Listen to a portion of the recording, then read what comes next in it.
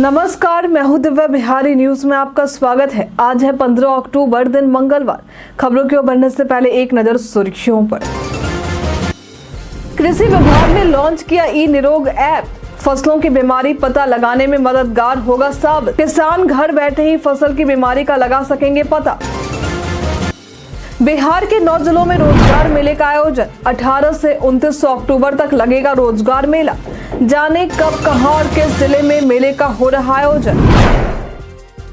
Patna pirates ने कप्तान और उप कप्तान किया नियुक्त। 18 अक्टूबर से प्रतियोगिता में टीम का करेंगे नेतृत्व। लगातार 3 बार सफलता पाने वाली पटना पायरेट्स है एकमात्र टीम।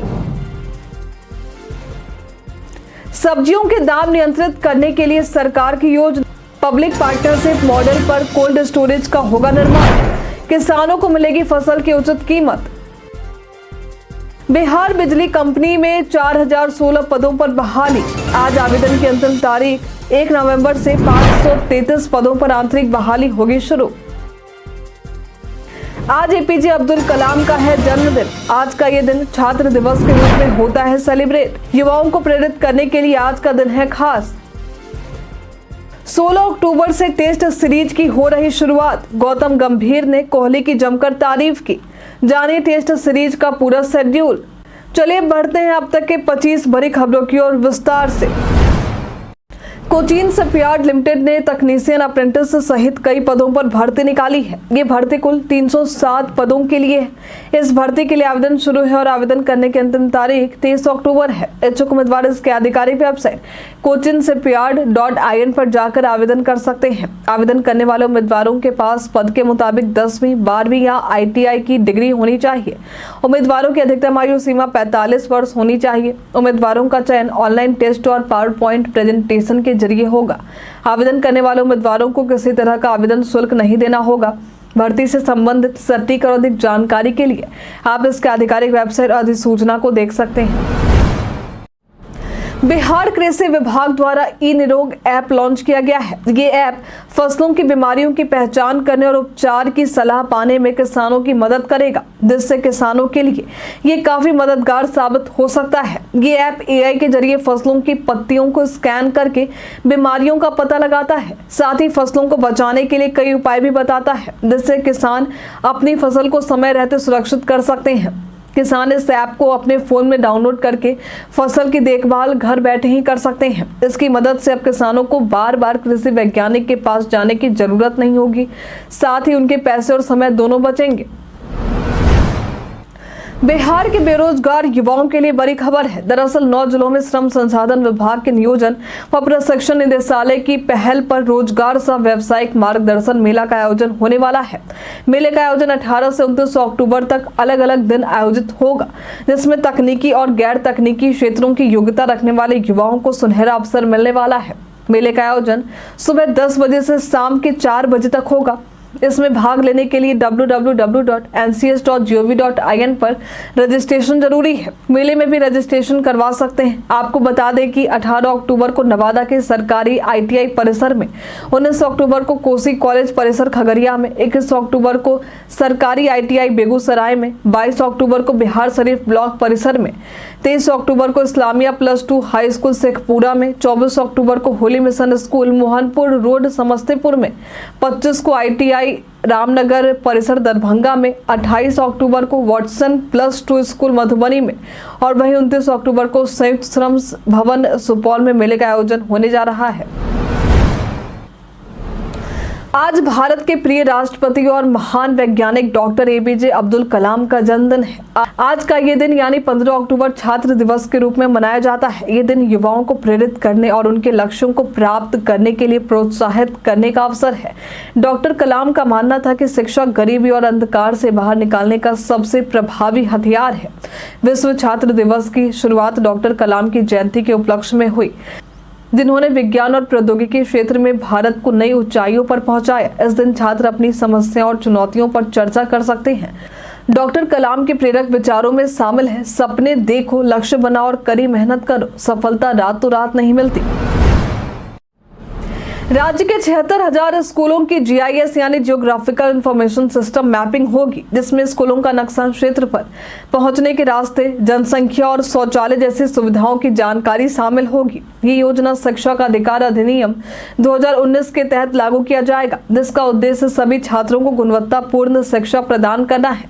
केंद्र सरकार नक्शों के आधार पर शैक्षणिक स्थितियों की मॉनिटरिंग करेगी और जरूरत के अनुसार सहायता प्रदान करेगी। GIS मैपिंग से ग्रामीण क्षेत्रों में शिक्षा के स्तर का पता चलेगा, जिससे नई योजनाओं का निर्माण और स्कूलों की कमी को पूरा करने में मदद मिलेगी। केंद्र सरकार ने 2025-26 से सभी राज्यों में ये प्रक्रिया अनिवार्य की है।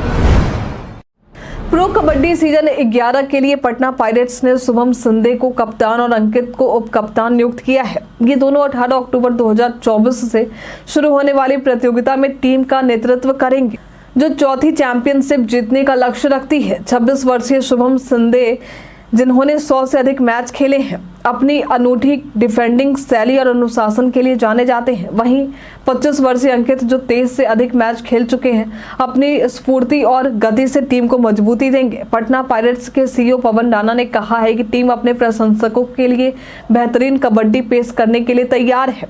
पटना पायरेट्स 2016 से लगातार सफलताएं प्राप्त कर रही है और ये अब तक की एकमात्र टीम है जिसने 3 बार लगातार चैंपियनशिप जीता है। राज्य के इंजीनियरिंग कॉलेजों में खाली सीटों पर एडमिशन के लिए छात्रों को एक बार फिर मौका दिया गया है। BCECB ने रजिस्ट्रेशन के लिए अपना पोर्टल ओपन कर दिया है, जहां छात्र 16 अक्टूबर तक आवेदन कर सकते हैं। राज्य के 38 इंजीनियरिंग कॉलेजों में करीब 3,412 सीटें खाली हैं। नामांकन JEE मेन के स्कोर के आधार पर किया जाएगा। 17 अक्टूबर को रजिस्ट्रेशन में सुधार की प्रक्रिया होगी और 19 अक्टूबर को मेरिट लिस्ट जारी किया जाएगा। फ्रेश स्टूडेंट्स भी आवेदन कर सकते हैं और जिन छात्रों ने पहले आवेदन नहीं किया था, वे भी इस बार रजिस्ट्रेशन कर सकते हैं। इसके अलावा जो छात्र स्पेशल काउंसलिंग में अनुपस्थित रहे थे, वे भी इस राउंड में अपनी चॉइस फिलिंग कर सकते हैं। मनरेगा के तहत ग्रामीण क्षेत्र में रोजगार को लेकर बिहार सरकार ने बड़ा कदम उठाया है। इसके तहत बिहार सरकार द्वारा 7 अरब 90 करोड़ 85 लाख और 27 हजार रुपए जारी किए गए हैं। आपको बता दें कि इस वित्तीय वर्ष पहले भाग की तीसरे किस्त के रूप में सामग्री मद और प्रशासनिक मद में केंद्र सरकार ने 7.90 अरब रुपए बिहार को दिए थे, जिसे सभी जिलों के लिए ग्रामीण विकास विभाग द्वारा जारी किया गया है। इसे लेकर ग्रामीण विकास विभाग के मंत्री श्रवण कुमार ने कहा है कि सभी क्षेत्रीय पदाधिकारियों को आने वाले प्रमुख त्योहारों को देखते हुए विशेष तैयारी करते हुए कई निर्देश दिए गए हैं। वहीं जॉब कार्ड बनाने के लिए इच्छुक लोगों से आवेदन प्राप्त कर निर्धारित समय सीमा के अंदर जॉब कार्ड उपलब्ध करवाए जाए और ससमय मजदूरों को रोजगार दिया जाए, ताकि योजना तीव्र गति से पूरा हो सके। इसके लिए लगातार प्रयास किया जा रहा है। अक्टूबर की शुरुआत के साथ ही हल्की ठंडी शुरू हो गई है, जिससे लोगों ने एयर कंडीशनर का इस्तेमाल बंद कर दिया है और फ्रिज का उपयोग भी कम कर दिया है। हालांकि सर्दियों में फ्रिज को बंद करने की बजाय इसे 2 से 5 डिग्री सेल्सियस पर सेट किया जा सकता है। इससे दूध, सब्जियां और पका हुआ खाना ताजा रहेगा और बिजली का बिल भी कम आएगा। अधिक ठंड या गर्म तापमान पर फ्रिज का तापमान सेट करना सही नहीं है, क्योंकि इससे खाद्य पदार्थ खराब हो सकते हैं। ठंड में फ्रिज का उचित तापमान बनाए रखने से ये लंबे समय तक सही काम करेगा। इसलिए फ्रिज को बंद करने की बजाय उसे सीमित तापमान पर चलाना अधिक फायदेमंद है। व्हाट्सएप ने अपने यूजर्स के वीडियो कॉलिंग अनुभव को बेहतर बनाने के लिए नया फीचर लॉन्च किया है, जो कम रोशनी में भी उच्च गुणवत्ता की वीडियो कॉलिंग की सुविधा देता है। इस फीचर को इनेबल करने पर उपयोगकर्ताओं को वीडियो कॉल के दौरान रोशनी की कमी के कारण कोई समस्या भी नहीं होगी और वीडियो की गुणवत्ता शानदार रहेगी। ये फीचर एंड्रॉयड और iOS दोनों यूजर्स के लिए उपलब्ध है, लेकिन हर बार वीडियो कॉल पर इसे इनेबल करना होगा। इसे सक्रिय करने के लिए वीडियो कॉल के दौरान बल्ब के आइकन पर टैप करना होगा। पंचायतों में सोलर स्ट्रीट लाइट की निगरानी के लिए केंद्रीयकृत अनुश्रवण व्यवस्था यानी CMS 2 महीने में लागू की जाएगी। इससे जिला और राज्य स्तर पर यह जानकारी मिलेगी कि सोलर लाइट कब जल रही है और कितनी दिनों से खराब है, जिससे मरम्मत में तेजी आएगी। सभी स्तरों पर एक डैशबोर्ड पर सोलर लाइट की स्थिति देखी जा सकेगी और जिलों में टीवी स्क्रीन पर आम जनता भी अद्यतन जानकारी प्राप्त कर सकेंगे। CMS के जरिए सोलर लाइट की जलने की अवधि, प्रकाश गुणवत्ता और बैटरी की स्थिति की जानकारी मिलेगी। पंचायती राज विभाग ने बताया कि राज्य में मार्च 2025 तक 8.76 लाख सोलर लाइट लगाने का लक्ष्य है, जबकि अब तक 3,67,000 लाइटें स्थापित की जा चुकी हैं। बिहार के 15 जिलों के जिलाधिकारी 2 से 27 दिसंबर 2024 तक लाल बहादुर शास्त्री राष्ट्रीय प्रशासन अकेडमी मसूरी में अनिवार्य मध्य सेवा कालीन प्रशिक्षण के लिए जाएंगे। इस प्रशिक्षण में 2012 से 2016 बैच के कुल 22 IAS अधिकारियों का समावेश है। सामान्य प्रशासन विभाग ने इन अधिकारियों का ऑनलाइन निबंधन के लिए जानकारी दी है, जो 4 नवंबर 2024 तक चलेगा। प्रशिक्षण के दौरान सरकार दूसरे अधिकारियों को जिलों का अतिरिक्त प्रभार सौंपेगी। प्रशिक्षणों में ईक आयुक्त अनिल कुमार झा, खगड़िया के DM अमित कुमार पांडे, समस्तीपुर के DM रोशन कुमार कुशवाहा और कई अन्य शामिल हैं। ये प्रशिक्षण अधिकारियों के लिए आवश्यक कौशल और ज्ञान में वृद्धि करेगा। बिहार सरकार महंगी सब्जियों के दामों को नियंत्रित करने के लिए एक नई योजना लेकर आ रही है। सहकारिता विभाग के तहत 38 जिलों में सब्जियों के सुरक्षित भंडारण के लिए पब्लिक पार्टनरशिप मॉडल पर कोल्ड स्टोरेज का निर्माण किया जाएगा। पहले चरण में 50 प्रखंड मुख्यालयों पर कोल्ड स्टोरेज स्थापित होंगे, जिसमें प्रति स्टोरेज 1.17 करोड़ रुपए खर्च होंगे। इसके साथ ही सब्जी उत्पादन समूहों का निर्माण भी किया जाएगा, जिससे किसानों को उनकी फसल की उचित कीमत मिलेगी और उपभोक्ताओं को सस्ती सब्जियां मिलेंगी। सरकार का लक्ष्य है कि सब्जियों की महंगाई पर नियंत्रण हो और किसानों तथा खुदरा विक्रेताओं के बीच तालमेल बढ़े। इसके अलावा हर खेत तक पानी पहुंचाने के लिए 29,000 योजनाओं पर कार्य किया जाएगा। बिहार बिजली कंपनियों में नियमित बहाली के तहत 4,016 पदों पर बहाली होगी, जिसमें तकनीशियन ग्रेड 3 में 2,156 पद, जूनियर अकाउंट्स क्लर्क में 740 पद, कॉरेस्पॉन्डेंस क्लर्क में 806 पद, स्टोर असिस्टेंट में 115 पद और सहायक व कनीय अभियंताओं में क्रमशः 86 और 113 पद शामिल हैं। आज आवेदन की अंतिम तारीख है। आप इसके आधिकारिक वेबसाइट www.bspHCL.co.in पर जाकर आवेदन कर सकते हैं। इसके अलावा बिहार में बिजली कंपनियों में आंतरिक पदों पर बहाली होने वाली है। ये बहाली 533 पदों पर होगी। उम्मीदवारों का चयन Bihar state power holding company एवं इसके अनुषंगी कंपनियों में कार्यरत कर्मियों से परीक्षा के आधार पर भर्ती की जाएगी। उम्मीदवार 1 से 15 नवंबर तक ऑनलाइन आवेदन कर सकते हैं। भर्ती के तहत सहायक अभियंता के 58 पद, कनीय अभियंता के 214 पद और कॉरेस्पॉन्डेंस क्लर्क के 150 पदों पर भर्ती होगी। बिहार पर्यटन में आज हम बात करेंगे गांधी संग्रहालय के बारे में। ये संग्रहालय बिहार की राजधानी पटना में स्थित है और देश के प्रसिद्ध गांधी स्मारकों में से एक है। यह स्थान महात्मा गांधी के जीवन और सिद्धांतों व भारत के स्वतंत्रता संग्राम के दौरान बिहार में उनकी भूमिका को प्रदर्शित करता है। यहाँ आपको महात्मा गांधी के जीवन के कई चरणों की तस्वीरें दिखाई देंगी। इसके अलावा यहाँ आपको महात्मा गांधी के जीवन से संबंधित पुस्तकें, पत्रिकाएं और साहित्य व ऑडियो वीडियो सामग्री का समृद्ध संग्रह दिखाई देगा। यदि आप महात्मा गांधी से जुड़ी चीजों को देखना चाहते हैं तो यहाँ आ सकते हैं। पटना मेट्रो के 4 स्टेशन जो मलाही पकरी से न्यू ISBT तक के 6.5 किलोमीटर लंबे प्रायोरिटी कॉरिडोर का हिस्सा है, दिसंबर तक तैयार हो जाएंगे। निर्माण एजेंसी DMRC के अनुसार न्यू ISBT 0 माइल, भूतनाथ और मलाही पकरी के स्टेशन का काम तेजी से चल रहा है और प्री फैब्रिकेटेड स्ट्रक्चर भी दिसंबर तक इंस्टॉल किया जाएगा। खेमनी चक स्टेशन जो ट्रैफिक और इंटरचेंज का केंद्र होगा, अभी इसका काम धीमा चल रहा है, लेकिन इसे मार्च 2025 तक पूरा करने की उम्मीद है। सिविल वर्क पूरा होने के बाद ट्रैक बिछाने और सिग्नल का काम शुरू होगा। मेट्रो डिपो का निर्माण भी तेजी से चल रहा है और इसे अगले साल मार्च तक पूरा कर लिया जाएगा। ये डिपो बोगियों के रखरखाव और अन्य तकनीकी कार्यों का केंद्र होगा। प्रदेश में मानसून की विदाई का सिलसिला शुरू हो चुका है। अब जल्द ही ठंड का मौसम दस्तक देगा। संभावना जताई जा रही है कि 25 अक्टूबर से ठंडे का मौसम दस्तक दे सकता है। हालांकि आज प्रदेश में मौसम के शुष्क रहने की संभावना जताई गई है। आज प्रदेश का अधिकतम तापमान 32 से 34 डिग्री और न्यूनतम तापमान 24 से 26 डिग्री रहने की संभावना है। आज मौसम विभाग ने किसी तरह की चेतावनी कोड जारी नहीं की है। हरियाणा और जम्मू कश्मीर के विधानसभा चुनाव खत्म हो चुके हैं। इस चुनाव के समाप्त होने के बाद चुनाव आयोग का ध्यान अब झारखंड और महाराष्ट्र में होने वाले विधानसभा चुनावों पर है। आयोग जल्द ही इन चुनावों की घोषणा कर सकता है। इसके लिए 16 अक्टूबर को दिल्ली में अधिकारियों की ब्रीफिंग आयोजित की जाएगी। बिहार कैडर के 22 IAS अधिकारियों को इन राज्यों और दिल्ली विधानसभा के उपचुनाव के लिए नियुक्त किया गया है। इन अधिकारियों में शामिल हैं मानवाधिकार आयोग के सचिव राजेश कुमार, संग्रहालय निदेशक राहुल कुमार, कटिहार के बंदोबस्त अधिकारी नरेश झा और कई अन्य। इन अधिकारियों को चुनाव की तैयारी में मदद के लिए दिल्ली बुलाया गया है। ये कदम चुनावों को सुचारू रूप से संचालित करने के लिए महत्वपूर्ण है। पटना वासियों की सुविधा के लिए इस महीने से CNG और इलेक्ट्रिक सिटी बसों का परिचालन शुरू होगा। ये CNG बसें और इलेक्ट्रिक बसें अटल पथ और गंगा पथ पर चलेंगी। कंगना घाट से लेकर R ब्लॉक तक ये बसें रोजाना चलेंगी, जिससे चिकित्सा सुविधाओं तक पहुंच आसान होगी।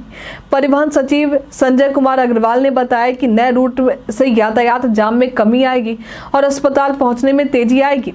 यात्री मरीन ड्राइव का खूबसूरत नजारा भी देख सकेंगे। नए बस रूटों से निजी वाहनों पर निर्भरता कम होगी, जिससे सड़क दुर्घटनाओं में कमी आएगी। ये यात्रा सरल, सुलभ और किफायती होगी, खासकर उन लोगों के लिए जो रोजाना काम, स्कूल या अस्पताल जाते हैं। इसके अलावा ये रूट पर्यटन स्थलों को भी जोड़ेंगे, जिससे स्थानीय अर्थव्यवस्था को बढ़ावा मिलेगा। पर्यावरण, वन एवं जलवायु परिवर्तन विभाग पर्यावरण संरक्षण में उत्कृष्ट कार्य करने वालों को सम्मानित करेगा। इस पहल के तहत नवाचार और उत्कृष्टता दिखाने वाले कर्मचारियों, पदाधिकारियों और किसानों को भी पुरस्कृत किया जाएगा। प्रमंडल स्तर पर नोडल अधिकारियों को 20 अक्टूबर तक कर्मचारियों की सूची भेजने का निर्देश दिया गया है। विभागीय मंत्री डॉक्टर प्रेम कुमार की अध्यक्षता में हुई बैठक में कृषि वानिकी योजना के तहत किसानों को समय पर प्रोत्साहन राशि उपलब्ध कराने की भी बात की गई है। राज्य की पहाड़ियों पर हरियाली बढ़ाने के लिए सीड बॉल्स का छिड़काव जारी रखने का निर्णय लिया गया है। इसके अलावा डॉल्फिन संरक्षण के लिए ठोस कदम उठाने और आरा मिलों के लिए लाइसेंस प्रक्रिया को सुचारू बनाने के लिए अगले महीने समारोह आयोजित करने का भी निर्णय लिया गया है। मिशन 2025 के तहत जदयू आगामी विधानसभा चुनाव को ध्यान में रखते हुए विधानसभा सम्मेलन आयोजित करेगा। ये सम्मेलन सभी विधानसभा क्षेत्रों में दिसंबर तक पूरा किया जाएगा। कार्यक्रम की तारीखें जल्द तय की जाएंगी और जिला सम्मेलन भी आयोजित करने की योजना है। जदयू का लक्ष्य है NDA के लिए 225 सीटें जीतना, जिसे सम्मेलन के दौरान बताया जाएगा। सम्मेलन में जदयू के पदाधिकारी, विधायक, संभावित प्रत्याशी और पार्टी से जुड़े कई अन्य नेता शामिल होंगे। इसके लिए अलग अलग विधानसभा क्षेत्रों के लिए उपलब्धियों की डेटा शीट तैयार की जा रही है, जिसमें नीतीश कुमार की सरकार द्वारा किए गए विकास कार्यों का ब्यौरा होगा। सम्मेलन के दौरान ये तय किया जाएगा कि पार्टी को किस मुद्दे पर आगे बढ़ना है और वोटरों के पास कैसे जाना है। पटना में उप मुख्यमंत्री सम्राट चौधरी का 5 देश रत्न बंगला इन दिनों राजनीतिक चर्चाओं का केंद्र बन चुका है। तेजस्वी यादव ने बंगला खाली करने के बाद सम्राट चौधरी ने बंगले के सर्कुलर रोड की ओर खुलने वाले दरवाजे को बंद करने का निर्णय लिया है। राजद प्रवक्ता मृत्युंजय तिवारी ने इस कदम पर तंज कसते हुए कहा कि ये दरवाजा जनता के लिए खोला गया था, जिससे वे अपनी समस्याएं लेकर आ सकते थे। उन्होंने चेतावनी दी कि बिहार की जनता इस सरकार का परमानेंट दरवाजा बंद कर देगी। सम्राट चौधरी का ये कदम तेजस्वी यादव की आवास की निकटता को भी प्रभावित करेगा, क्योंकि वे इसी दरवाजे से आवागमन करते थे। भारतीय क्रिकेट टीम और न्यूजीलैंड के बीच 16 अक्टूबर से टेस्ट सीरीज की शुरुआत हो रही है, जिसमें 3 टेस्ट मैच खेले जाएंगे। पहला टेस्ट बेंगलौर में आयोजित होगा। टीम इंडिया के हेड कोच गौतम गंभीर ने विराट कोहली की तारीफ की है, साथ ही आशा जताते हुए कहा है कि कोहली न्यूजीलैंड के खिलाफ अच्छा प्रदर्शन करेंगे और इसे ऑस्ट्रेलिया के खिलाफ भी जारी रखेंगे। गंभीर ने कोहली को विश्व स्तरीय क्रिकेटर बताया और उनके डेब्यू के समय की यादें साझा की। इस साल कोहली का प्रदर्शन कुछ खास नहीं रहा है।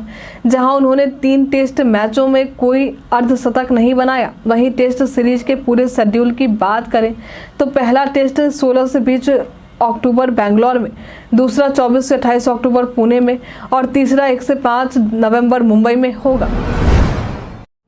कई कारणों से दर्ज है भारत के इतिहास में आज की तारीख। आज के दिन वर्ष 1686 में मुगल शासक औरंगजेब ने बीजापुर के साथ शांति समझौता पर हस्ताक्षर किया था। आज के दिन वर्ष 1932 में टाटा कंपनी ने टाटा सन्स लिमिटेड के नाम से देश की पहली एयरलाइन की शुरुआत की थी। आज के दिन वर्ष 1949 में त्रिपुरा को भारत में सम्मानित किया गया था। आज के दिन वर्ष 1997 में अरुंधति रॉय को उनके उपन्यास the God of small things के लिए ब्रिटेन के सबसे प्रतिष्ठित बुकर पुरस्कार के लिए चुना गया था। आज के दिन वर्ष 1998 में गरीबी उन्मूलन के लिए भारत की फातिमा बी को संयुक्त राष्ट्र पुरस्कार से सम्मानित किया गया था। आज के ही दिन भारत के 11वें राष्ट्रपति डॉक्टर अब्दुल कलाम आजाद का वर्ष 1931 में जन्म हुआ था। कई लोगों को एक फर्जी ईमेल भेजा जा रहा है। इस ईमेल के कोर्ट ऑर्डर होने का दावा किया जा रहा है, जिसमें इंटरनेट ट्रैफिक के विरुद्ध अदालत के संदेश की जानकारी दी गई है। लेकिन आपको बता दें कि ये ईमेल केवल फिशिंग स्कैम का एक तरीका है। किसी तरह के सस्पेक्टेड ईमेल पर आप cybercrime.gov.in पर जाकर रिपोर्ट कर सकते हैं। इस खबर को PIB फैक्ट चेक ने भी शेयर किया है।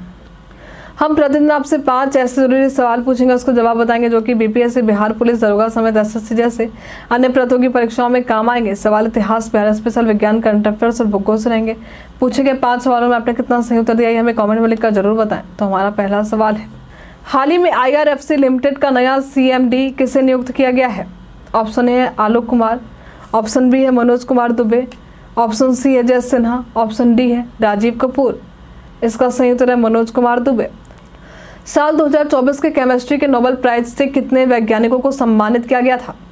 ऑप्शन ए है 1, ऑप्शन बी है 2, ऑप्शन सी है 3, ऑप्शन डी है 4। इसका सही उत्तर है 3। किसे हाल ही में श्रीलंका क्रिकेट टीम का मुख्य कोच नियुक्त किया गया है? ऑप्शन ए है अजय जडेजा, ऑप्शन बी है राहुल द्रविड़, ऑप्शन डी है सनथ जयसूर्य, ऑप्शन डी है महिला जयवर्धने। इसका सही उत्तर है सनथ जयसूर्य। बिहार में स्थित ककोलत जलप्रपात की ऊंचाई क्या है? ऑप्शन ए है 47 मीटर, ऑप्शन बी है 32 मीटर, ऑप्शन सी है 48 मीटर, ऑप्शन डी है 72 मीटर। इसका सही उत्तर है 47 मीटर। त्रिवेणी नहर में किस नदी से पानी आता है? ऑप्शन ए है सोन, ऑप्शन बी है कोसी, ऑप्शन सी है गंडक, ऑप्शन डी इनमें से कोई नहीं। इसका सही उत्तर है उत्तर।